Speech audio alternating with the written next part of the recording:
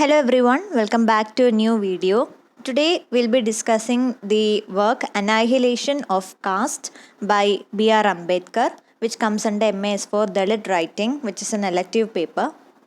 So let's start off by talking about Ambedkar. Bhimrao Ramji Ambedkar, also known as Baba Sahib Ambedkar, was one of the prominent lawyers, economists, politicians and social reformers who inspired Dalit Buddhist movement and campaigned against social discrimination against the untouchables. He played a significant role for the upliftment of the downtrodden. He was considered a messiah for a suppressed class as he belongs to the untouchables community. He is considered as a great critic of the caste system. He had knowledge of 9 languages like Hindi, Pali, Sanskrit, English, French, German, Marathi, Persian and Gujarati. He was born in the Dalit Mahar family of Western India and he was humiliated by his high caste school fellows. In 1947, he became the Law Minister of the Government of India. One of the greatest contributions of Dr. Ambedkar was in respect of fundamental rights and directive principles of state policy enshrined in the Constitution of India. The fundamental rights provide for freedom, equality and abolition of untouchability and remedies to ensure the evaluation of right. He took a leading part in the framing of the Indian Constitution outlawing discrimination against untouchables and skillfully helped to steer it through the assembly. He resigned in 1951, disappointed at his lack of influence in the government. In October 1956, in despair because of the perpetuation of the untouchables in Hindu doctrine, he renounced Hinduism and became a Buddhist, together with about 2 lakh fellow Dalits at the ceremony in Nagpur. His prominent works include Caste in India, Their Mechanism, Genesis and Development, Mook Nayak, The Problem of the Rupee, Its Origin and Its Solution, Behishkrit Bharat, Janata, The Annihilation of Caste and Federation Versus. Ambedkar's Annihilation of Caste is a revolutionary speech prepared by him at the 1936 Annual Conference of Lahore. Due to certain misapprehension, it was not delivered in the conference. Ambedkar invited the socialists to fight against the caste system and he asserted that caste is not just based on division of labor, but it is the division of laborers. So annihilation of കാസ്റ്റിൻ്റെ ഒരു introduction ആണ് ഈ പറഞ്ഞത്. ഇനി അതിലെ main points എന്തെന്നായിരിക്കും ഈ ഒരു video നമ്മൾ ഡിസ്കസ് ചെയ്യുന്നത്. First and foremost issues relating to the caste system. Caste system എന്താണെന്ന് നമുക്ക് ഒരുപാടധികം വർക്ക്സിലൂടെ നമുക്ക് ഓൾറെഡി ഒരു ഐഡിയ ഉണ്ട്. അപ്പോൾ മെയിൻലി ഇതിൽ പറയുന്നത് ഒരാളുടെ ജനിക്കുന്ന സമയത്ത് തന്നെ ആ ആളുടെ കാറ്റഗറി ഏതാണ്, കാസ്റ്റ് ഏതാണെന്നൊക്കെ നിശ്ചയിക്കുന്നു. അങ്ങനെ ആ ഒരു കാസ്റ്റിലായിരിക്കും പിന്നീട് ആ ഒരാൾ വളരുന്നത് തന്നെ. നമ്മുടെ ഹിന്ദു സൊസൈറ്റിയിൽ ഒരു ചതുർവർണ്ണീയ സിസ്റ്റമാണുള്ളത്. അതിൽ ഏറ്റവും സുപ്പീരിയർ ആയിട്ട് പറയുന്നത് ബ്രാഹ്മിൻസ് ആണ്. അവർ കൂടുതലും പ്രീസ്റ്റും ഇൻ്റലക്ച്വൽസും ആണ്. അവർക്ക് അസോസിയേറ്റ് ചെയ്ത് വന്നിട്ടുള്ള ക്വാളിറ്റീസ് എന്ന് പറയുന്നത് honesty, integrity, cleanliness, purity, austerity, knowledge, wisdom etcetera. ഇവർ പൂജകൾ പോലത്തുള്ള സ്പിരിച്വൽ ആയിട്ടുള്ള ടാസ്കൊക്കെ ചെയ്യുന്നതാണ്. ഇവർ ഹൈലി നോളജബിളാണ്. വേദങ്ങളും പുരാണങ്ങളും ഒക്കെ ശാസ്ത്രങ്ങളെല്ലാം തന്നെ പഠിക്കാനുള്ള അധികാരവും അവകാശവും അവസരങ്ങളെല്ലാം തന്നെ ഇവർക്കാണ് കിട്ടുന്നത്. അത് കഴിഞ്ഞ് വരുന്ന ക്ലാസ്സാണ് ക്ഷത്രിയ. അവർ വാറിയേഴ്സാണ്. മാത്രമല്ല ലോ ആൻഡ് അഡ്മിനിസ്ട്രേഷനൊക്കെ കൈകാര്യം ചെയ്യുന്നത് ഇവരാണ്. നമ്മുടെ സൊസൈറ്റിയിൽ പ്രൊട്ടക്ടർ എന്നൊരു റോള് ക്ഷത്രിയന്മാർക്കാണ് കൊടുക്കുന്നത്. അപ്പോൾ അത്രമാത്രം ഒരു ശക്തിയാണ് അവരുടെ ഒരു ക്വാളിറ്റി എന്ന് പറയുന്നത്. പിന്നീട് വരുന്നത് വൈശ്യന്മാരാണ്. വൈശ്യാസ് ട്രേഡേഴ്സാണ്, merchants, farmers, business people etcetera. അവരുടെ ജോലി എന്ന് പറയുന്നത് ഭൂമിയും അതുപോലെ തന്നെ മൃഗങ്ങളെയൊക്കെ സംരക്ഷിക്കുക, അതുപോലെ തന്നെ ട്രേഡ് നടത്തുക. ലോവസ്റ്റ് ക്ലാസ് ആയിട്ട് ക്ലാസിഫൈ ചെയ്യുന്നതാണ് ശൂദ്രാസ്, ആർട്ടിസൻസ് ആൻഡ് വർക്കേഴ്സ്. അവർ കൂടുതലും സെർവൻസ് എന്ന രീതിയിലാണ് അവരെ കാണുന്നത്. അപ്പർ കാസ്റ്റിനെ സെർവ് ചെയ്യുക എന്നുള്ളൊരു റോളാണ് ശൂദ്രാസിന് കൊടുക്കുന്നത്. ഇതാണ് പ്രിവലൻ്റ് ആയിരുന്ന ഒരു വർണ്ണ സിസ്റ്റം എന്ന് പറയുന്ന കാസ്റ്റ് സിസ്റ്റം. അപ്പോൾ ഈ ഒരു കാസ്റ്റ് സിസ്റ്റത്തിൽ തന്നെ എത്രമാത്രം മാർജിനലൈസേഷനാണ് ഈ ലോവർ കാസ്റ്റ് ഫേസ് ചെയ്യുന്നതെന്നാണ് പിന്നീട് പറയുന്നത്. കുറച്ച് ഇൻസിഡൻസ് ഇവിടെ പറയുന്നുണ്ട്. ഫോർ എക്സാമ്പിൾ, നവംബർ 1935 കുറച്ച് ഈ ഒരു അൺടച്ചബിൾസ് എന്ന് വിളിക്കപ്പെടുന്ന ഈ ഒരു ലോ കാസ്റ്റിലെ കുറച്ച് സ്ത്രീകളെ അവർ വെള്ളം എടുക്കാൻ വന്നതാണ്. അവരുടെ കയ്യിൽ ഈ മെറ്റൽ പോട്ടാണുള്ളത്. അപ്പോൾ അത്രയും അഫോർഡ് ചെയ്യാൻ പറ്റുന്ന ആ ഒരു സാമ്പത്തിക സ്ഥിതിയിലുള്ളവരാണത്. അവരങ്ങനെ എടുത്തുകൊണ്ട് വരുമ്പോൾ പോലും അവരെ തടയുകയാണ്. കൂടുതലും ഈ അപ്പർ കാസ്റ്റ് ഹിന്ദുസ് വന്നിട്ട് അവരെ അസോൾട്ട് ചെയ്യാണ്, അവരെ നാണം കെടുത്തുകയാണ്. കാരണം അവരുടെ വിചാരം ഈ അൺടച്ചബിൾസ് അല്ലെങ്കിൽ ലോവർ കാസ്റ്റുകളുടെ ആൾക്കാർക്ക് ഒട്ടും തന്നെ സാമ്പത്തിക ശേഷി ഇല്ല എന്നും അതുകൊണ്ട് തന്നെ അവരുടെ കയ്യിൽ എന്തെങ്കിലും ഇതുപോലത്തുള്ള മെറ്റൽ പോട്ട് പോലത്തുള്ള ഉപകരണങ്ങൾ ഉണ്ടെങ്കിൽ തന്നെ അത് മോഷ്ടിച്ചതാണെന്നൊക്കെ ഉള്ള രീതിയിലൊരു ഡിസ്ക്രിമിനേഷൻ ഉണ്ട്. അപ്പോൾ അങ്ങനത്തെ രീതിയിൽ അവർ കൊണ്ടുവന്നപ്പോൾ അത് അവർ സ്വന്തം പൈസ കൊണ്ട് വാങ്ങിച്ചതാണെങ്കിൽ പോലും അവരെ വല്ലാതെ ഇൻസൾട്ട് ചെയ്യാണ്, അസോൾട്ട് ചെയ്യാണ്. അപ്പോൾ അതിൽ നിന്ന് തന്നെ നമുക്ക് മനസ്സിലാക്കാൻ പറ്റും കാസ്റ്റ് സിസ്റ്റം എന്ന് പറയുന്നത് എത്രമാത്രം വാട്ടർ ടൈറ്റ് ആണെന്നും അതിൻ്റെ ഉള്ളിൽ തന്നെ ഈ ഒരു ഡിസ്ക്രിമിനേഷൻ എന്ന് പറയുന്നത് അത്രമാത്രം ഒരു തിന്മയായിട്ട് നിലനിൽക്കുന്നുണ്ടെന്ന്. അതിൻ്റെ കുറച്ച് എക്സാമ്പിൾസ് ആണ് അടുത്തതായിട്ട് പറയുന്നത്. For example, the oppression faced by the untouchables in Maratha under the Peshwas. They were being made to attach brooms on their waist so that the used path by them could be cleaned by the broom in order to stop Hindus from being polluted.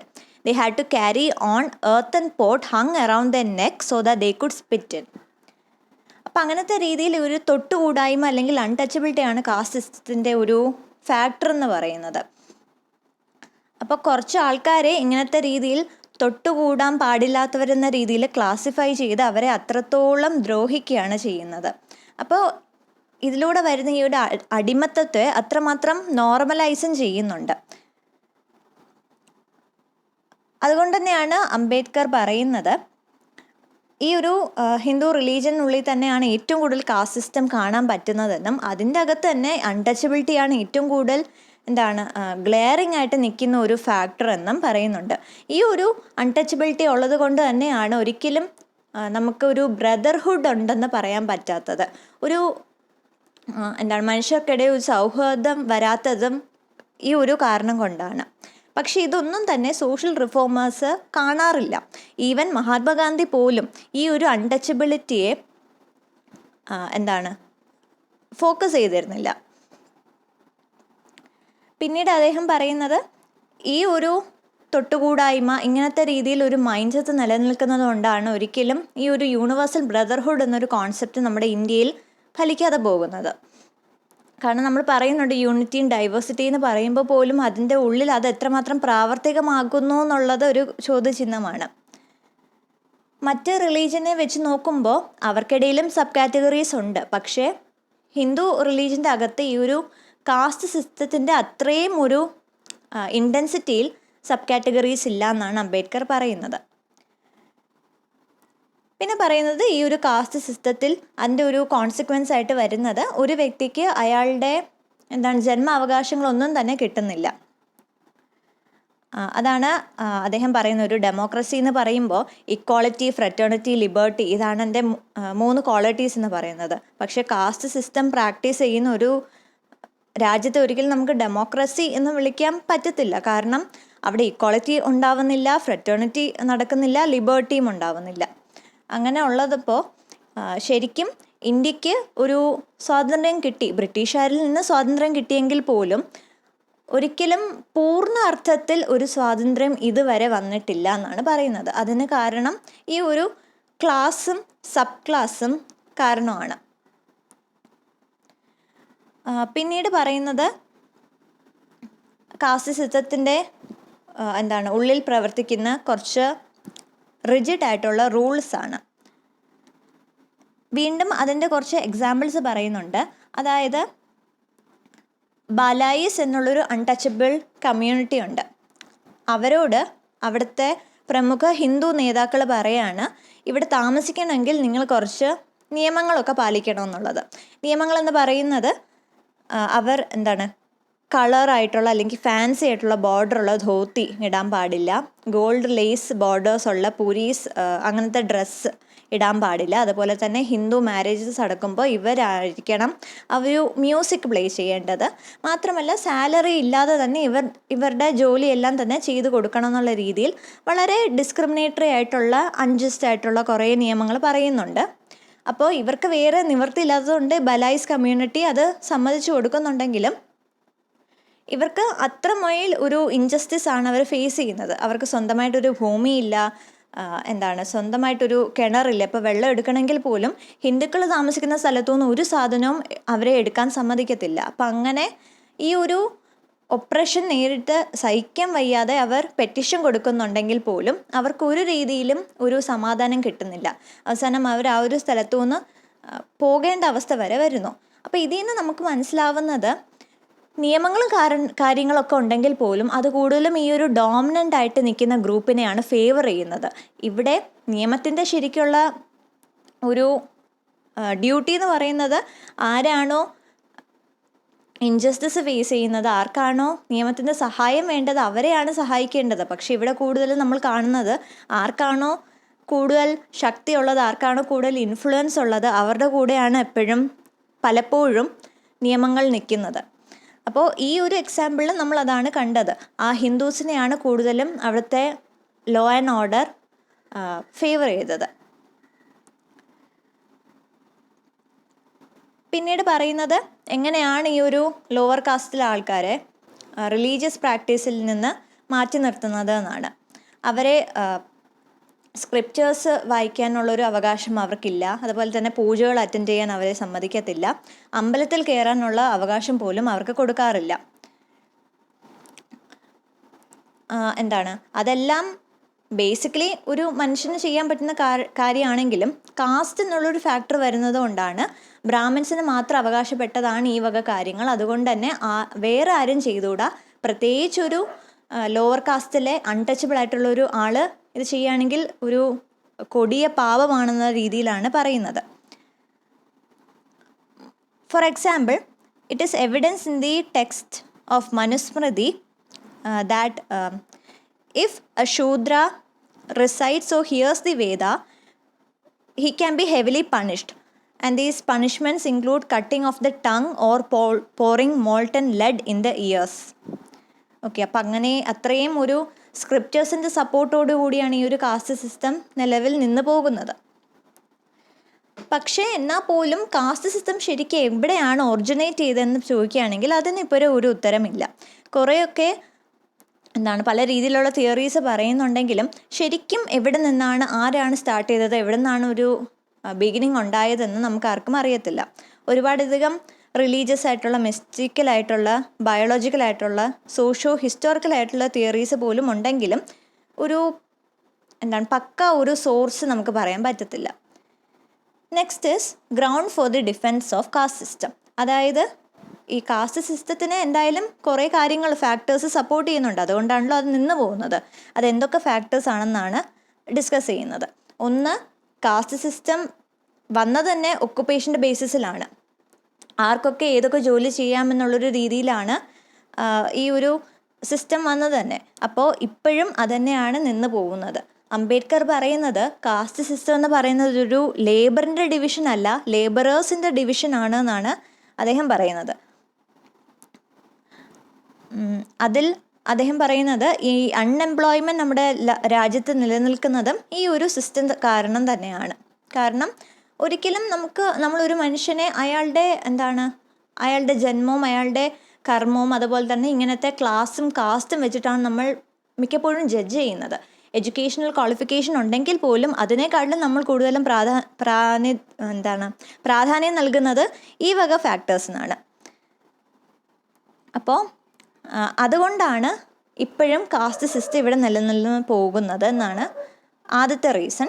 രണ്ടാമത്തേത് biological ബേസിസിലാണ്. കാരണം ഇപ്പോഴും കുറേ dominant groups purity of blood എന്നുള്ളൊരു കോൺസെപ്റ്റിനെ വിശ്വസിക്കുന്നുണ്ട്. അതായത് ശരിക്കും നമ്മൾ pure blood ഉള്ളൊരു സ്പീഷീസ് അല്ല. കുറേ അധികം ഇൻ്റർമിംഗ്ലിങ് നമ്മൾ വന്നിട്ടുണ്ടെങ്കിൽ പോലും അത് സമ്മതിച്ചു തരാത്ത കുറച്ച് ഗ്രൂപ്പുണ്ട്. അവർ തന്നെയാണ് ഡോമിനൻ്റ് ആയിട്ട് നിൽക്കുന്നത്. അപ്പോൾ അവർ കൂടുതലും അവകാശപ്പെടുന്നത് അവരുടെ ഒരു കമ്മ്യൂണിറ്റിയിലുള്ളവരെല്ലാം തന്നെ പ്യുവർ ബ്ലഡാണ്, ഒരിക്കലും വേറൊരു ആൾക്കാരായിട്ട് മിംഗ്ലിങ് വന്നിട്ടില്ല എന്നുള്ള രീതിയിൽ വിശ്വസിക്കുന്നവരാണ്.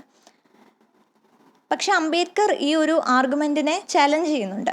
അദ്ദേഹം പറയുന്നത് ഒരു മദ്രാസിൽ അൺടച്ചബിളും പഞ്ചാബിലെ അൺടച്ചബിളും തമ്മിൽ എന്ത് വ്യത്യാസമാണ് നമുക്ക് കാണാൻ പറ്റുന്നത്. അതുപോലെ തന്നെ മദ്രാസിലെ ഒരു ബ്രാഹ്മിനും അതേ മദ്രാസിൽ ജീവിക്കുന്ന ഒരു പറയ അല്ലെങ്കിൽ ലോവർ കാസ്റ്റിൽ ഒരു ആളും തമ്മിൽ എന്ത് വ്യത്യാസമാണ് നമുക്ക് പറയാൻ പറ്റുന്നത്. ഈ ഒരു കാസ്റ്റിൻ്റെ വ്യത്യാസമല്ലാതെ വേറൊന്നും തന്നെ ശരിക്കും ഇല്ല. അപ്പോൾ ഈ ഒരു പ്യൂരിറ്റി ഓഫ് ബ്ലഡ് എന്നുള്ളൊരു കോൺസെപ്റ്റിനെയാണ് അദ്ദേഹം ഇവിടെ ചാലഞ്ച് ചെയ്യുന്നത്. പക്ഷേ ഇപ്പോഴും ആ ഒരു പ്യുവർ ബ്ലഡ് എന്നൊരു കോൺസെപ്റ്റിനെ സപ്പോർട്ട് ചെയ്യുന്ന ആൾക്കാരാണ് കൂടുതലും ഉള്ളത്. ഒരുപക്ഷെ അതുകൊണ്ടും കൂടിയായിരിക്കാം കാസ്റ്റ് സിസ്റ്റം ഇപ്പോഴും ഇവിടെ നിലനിന്ന് പോകുന്നത്. The next thing is effect of caste system on Hindus it self. ഈ ഒരു എസ്സേയിൽ കൂടുതലും അദ്ദേഹം ഫോക്കസ് ചെയ്യുന്നത് ഹിന്ദു റിലീജിയനെ കുറിച്ച് തന്നെയാണ്. കാരണം അദ്ദേഹം പറയുന്നത് ഒരു ഹിന്ദുവിന് ആ ഒരു റിലീജിയനോടുള്ളൊരു കമ്മിറ്റ്മെൻറ്റ് കൊണ്ട് തന്നെയാണ് ആ ഒരു വ്യക്തി കാസ്റ്റ് സിസ്റ്റം പ്രാക്ടീസ് ചെയ്യുന്നത്. So he says that A Hindu cannot show sympathy or loyalty other than his caste. He cannot give charity to the needy or appreciate a deserving person other than his caste. They are bound to give charity only to his caste members. All these restrictions have made Hindus insensitive towards others. Okay, so this is how he says that a Hindu must be loyal to his caste, which means that he has to support his fellows only of his caste, no matter whether they are right or wrong. So he actually criticizes the religion by saying that it is Hinduism who has mainly created and propagated this caste system. അപ്പോൾ ശരിക്കും അദ്ദേഹം ഹിന്ദുസിനെ അല്ല അവിടെ criticise ചെയ്യുന്നത്, ഈ ഒരു ഹിന്ദുയിസവും അതുപോലെ തന്നെ ഇതിൽ പറയുന്ന കുറച്ച് പ്രിൻസിപ്പിൾസിനെയാണ് അദ്ദേഹം ക്രിട്ടിസൈസ് ചെയ്യുന്നത്. അതായത് ഒരു റിലീജിയൻ, ആ ഒരു ഹിന്ദുയിസം ഫോളോ ചെയ്യുന്ന ഒരു വ്യക്തിക്ക് സ്വാഭാവികമായിട്ടും ആ ഒരു റിലീജിയൻ പറയുന്ന കുറച്ച് കാര്യങ്ങളും വിശ്വസിക്കണം, അതുപോലെ തന്നെ അത് പ്രവർത്തിക്കുകയും ചെയ്യണം. അപ്പോൾ ഈ ഒരു റിലീജിയൻ്റെ അകത്ത് ഒരുപാടധികം സ്ക്രിപ്റ്റേഴ്സ് ഫൗണ്ടേഷനായി വെച്ചുകൊണ്ടാണ് ഈ ഒരു ജാതി എന്നൊരു കാര്യം വരുന്നത്. അപ്പോൾ സ്ക്രിപ്റ്റേഴ്സ് പറയാണ് കാസ്റ്റ് സിസ്റ്റം ഉണ്ട്, അത് പ്രാക്ടീസ് ചെയ്യണമെന്ന് പറയുമ്പോൾ അങ്ങനെ ഒരു രീതിയിൽ ഒരു ബിലീഫ് വരുമ്പോൾ ആ ഒരു റിലീജിയൻ പ്രാക്ടീസ് ചെയ്യുന്ന ഒരാൾ സ്വാഭാവികമായിട്ടും ആ ഒരു കാര്യം അക്സെപ്റ്റ് ചെയ്യുകയും അത് പ്രാക്ടീസ് ചെയ്യുകയും ചെയ്യും. പക്ഷേ ഇതിൻ്റെ ഒരു ഫോൾട്ടായിട്ട് വരുന്നത് ഒരു വാട്ടർ ടൈറ്റ് സിസ്റ്റമാണ് വരുന്നത്. മറ്റ് മതങ്ങളോടോ അല്ലെങ്കിൽ മറ്റ് ജാതികളോടോ ഒരു രീതിയിലൊരു സൗഹൃദം അല്ലെങ്കിൽ ഒരു രീതിയിലൊരു കരുണ കാണിക്കാനുള്ളൊരു സ്പേസ് അവിടെ കിട്ടുന്നില്ല.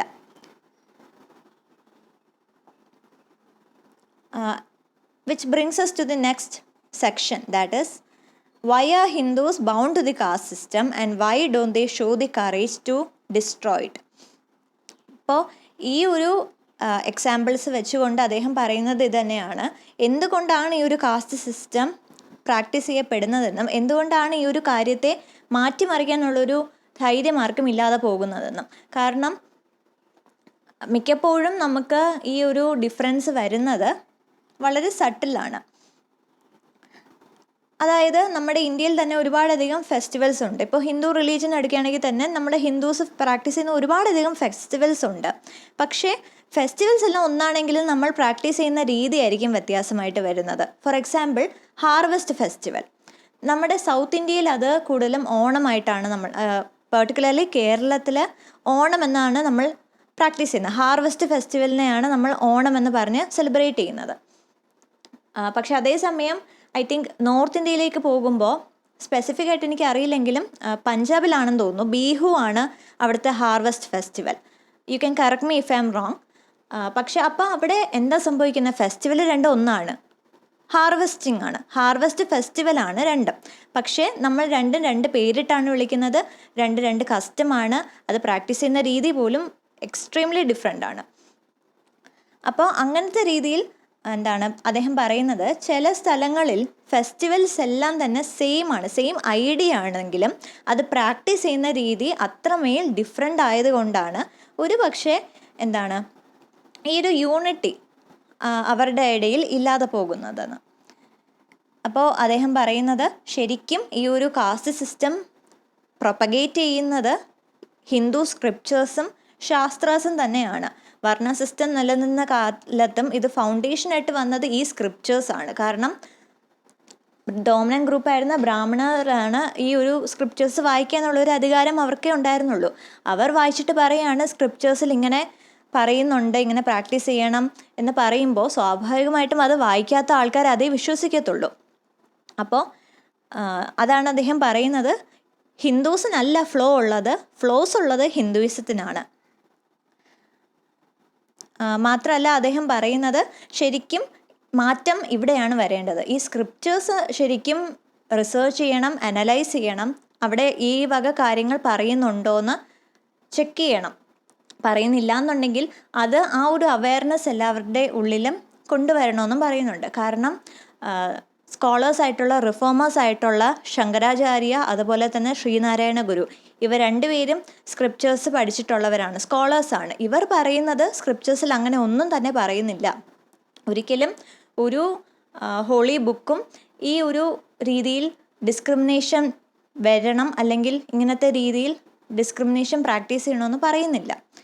അങ്ങനത്തെ രീതിയിൽ ആ ഒരു അവബോധം എല്ലാവരിലും എത്തുകയാണെങ്കിൽ ഒരു പക്ഷേ ഈ ഒരു കാസ്റ്റ് സിസ്റ്റം നിലനിൽക്കത്തില്ല എന്നാണ് പറയുന്നത്. Last and finally he gives the solution to eradicate caste system. അപ്പോൾ അംബേദ്കർ ഇവിടെ ഒരു സൊല്യൂഷനായിട്ട് പറയുന്നത് ഇൻ്റർ മാരേജ് ആണ്. കാരണം ഇൻ്റർ മാരേജിലൂടെ മാത്രമേ ഈ ഒരു പ്യൂരിറ്റി ഓഫ് ബ്ലഡ് എന്നുള്ളൊരു സ്റ്റീരിയോ ടൈപ്പ് മാറത്തുള്ളൂ. അതുമാത്രമല്ല അദ്ദേഹം പറയുന്നത് ശാസ്ത്രാസിനെ ക്വസ്റ്റ്യൻ ചെയ്യണം, സ്ക്രിപ്റ്റേഴ്സിൽ ശരിക്കും കാസ്റ്റ് സിസ്റ്റം എന്നുള്ളത് പറയപ്പെടുന്നുണ്ടോ ഇല്ലയോ എന്നുള്ളത് എല്ലാവരും തന്നെ അനലൈസ് ചെയ്യണം. അങ്ങനെ പറയുന്നില്ല എന്നുണ്ടെങ്കിൽ ഈ ഒരു കാസ്റ്റ് സിസ്റ്റത്തെ ചാലഞ്ച് ചെയ്യാൻ, ക്വസ്റ്റ്യൻ ചെയ്യാനുള്ളൊരു ധൈര്യവും എല്ലാവർക്കും വേണമെന്ന് പറയുന്നുണ്ട്. So to conclude, the caste system was a very much stringent and rigid institution of early society that was responsible for the pathetic condition of different group of community, and they were treated as suppressed and untouchables. Various successful stereotypes were taken by different social reformers to eradicate this evil from the mind of the people, because every individual's mind were responsible to generate this evil into one mind. This speech, Annihilation of Caste, as the name suggests, emphasized to completely annihilating the caste system. Ambedkar has objection towards the attitude of untouchables by the upper caste Hindus. Though through his speech, he made the people conscious of the political, economical, social problem of the untouchables and asserted the need of paying special attention to the condition of the untouchables. He attacked the orthodox notion of Hinduism and provoked people to reject this notion on the caste system. Ambedkar criticized Brahmins, who was responsible for social exploitation and the backwardness of untouchables. As Ambedkar says, you will succeed in saving Hinduism if you kill Brahmanism. But he doesn't advocate for an annihilation of religion. And the answer for that is quite complicated. He argues that the caste and its religious basis must be destroyed, for they stand against liberty, equal treatment and fraternity that every human being needs to survive. Caste stands against the consciousness of kind and against national integration. Caste stands against the direct action of common people, so it must be destroyed. But we cannot destroy caste unless we destroy its sacredness, sanctified by Hindu scriptures. The annihilation of caste also means destroying the Hindu religion's rule of governance. Religion as rule or rules of precedence prescribed by Hindu scriptures must be destroyed. So ഇതിൽ മെയിനായിട്ട് പറയുന്നത് കാസ്റ്റും റിലീജനും ജെൻഡറും പോലത്തുള്ള കാര്യങ്ങളെല്ലാം തന്നെ സമൂഹം കൊണ്ടുവന്ന കാര്യങ്ങളാണ്. പക്ഷേ അത് കാലങ്ങളായി വിശ്വസിച്ച് വരുന്നത് ഇത് ദൈവം സൃഷ്ടിച്ച കാര്യങ്ങളാണ്, അല്ലെങ്കിൽ അങ്ങനത്തെ രീതിയിൽ ഇത് നോർമലൈസ് ചെയ്ത് പോകാറുണ്ട് പലപ്പോഴും ഈ ഒരു ഡിസ്ക്രിമിനേഷൻ. അപ്പോൾ ശരിക്കും നമുക്ക് വേണ്ടതൊരു അവയർനെസ് ആണ്. അതായത് ഈ വക കാര്യങ്ങളെല്ലാം തന്നെ വെറും സോഷ്യൽ കൾച്ചറൽ കൺസ്ട്രക്റ്റ് മാത്രമാണെന്നും ഒരിക്കലും നോർമലൈസ് ചെയ്യേണ്ട ഒരു കാര്യമല്ലെന്നും വേണമെങ്കിൽ ഇതെല്ലാം തന്നെ ചാലഞ്ച് ചെയ്യാനും ക്വസ്റ്റ്യൻ ചെയ്യാനും പറ്റും എന്നുള്ളൊരു കാര്യമാണ് മെയിനായിട്ട് പറയുന്നത്. So that's the end of the video. I hope you have gotten a summary of Annihilation of Caste by Ambedkar and a brief analysis of what he mainly talks about in this speech. Okay, so I'll see you in the next video. Till then, take care.